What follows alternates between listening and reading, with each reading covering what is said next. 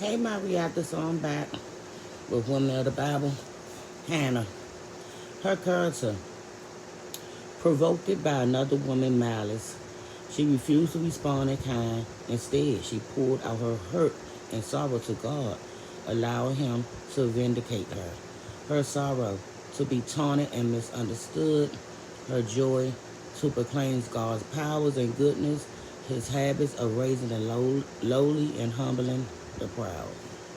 Her story. It was only 15 miles, but every year the journey from Raymond to Salem to worship at the turbinates seemed longer. At home, Hannah found ways to avoid her husband's second wife, but once in Salem, there was no escaping her taunts. Hannah felt like a leaky tent in a driven rain, unable to defend herself against the harsh weather of the other woman's heart. Even Egnon's arms around her provided no shelter. Hannah, why are you weeping? Why don't you eat? Why are you downhearted? Don't I mean more to you than 10 sons? Yes, she has given me children, but it's you I love. Ignore her taunts. How could Hannah make him understand that even the best of men could not erase a woman's longing for children? His attempt at comforting her only sharpened the pain, heightening her sense of isolation. Hannah stood for a long time at the turbulence, weeping and praying. Her lips moved without making a sound as her heart poured out in grief to God. O Lord mighty, if you will only look upon your servant misery and remember me and not forget your servants, but give her a son, then I will give him to the Lord for all the days of his life, and no razor will ever be used on his head. The priest Eli was used to people coming to Solomon to celebrate the feast, eating and drinking more than they should.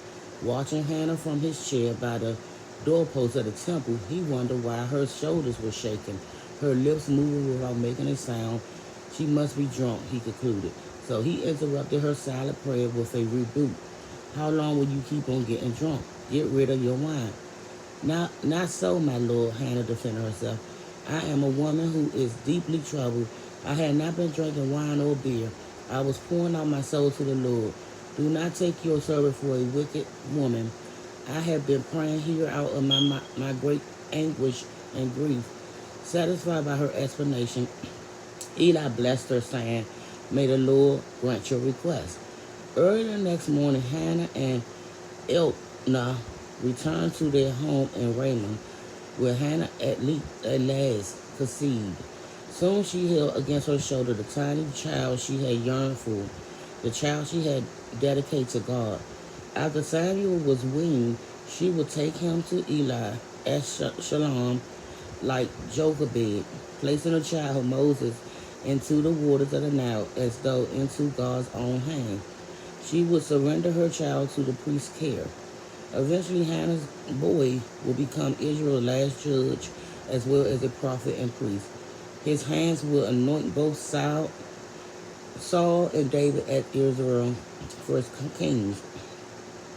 Like Sarah and Rachel, Hannah grieved over the children she couldn't have, but unlike them, she took her anguish directly to God.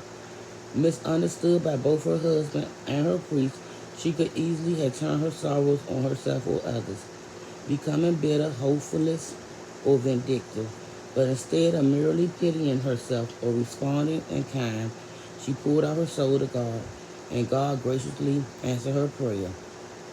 Each year, Hannah presented Samuel with a little robe she had sewn, and each year the priest Eli blessed her husband Elkanah, saying, May the Lord give you children by this woman to take the place of the one she prayed for and gave to the Lord. And so Hannah became the mother of 3 more sons and 2 daughters. Her great prayer, echoed nearly 1,000 years later by Mary Magnificat, expressed her praise. My heart rejoices in the Lord, and the Lord my horn is lifted high. My mouth boosts over my enemies, for I delight in your deliverance. The Lord sends poverty and wealth. He humbles and he exalts. He raises the poor from the dust and lifts the needy from the ash heap. And I will be back with the next woman of the Bible.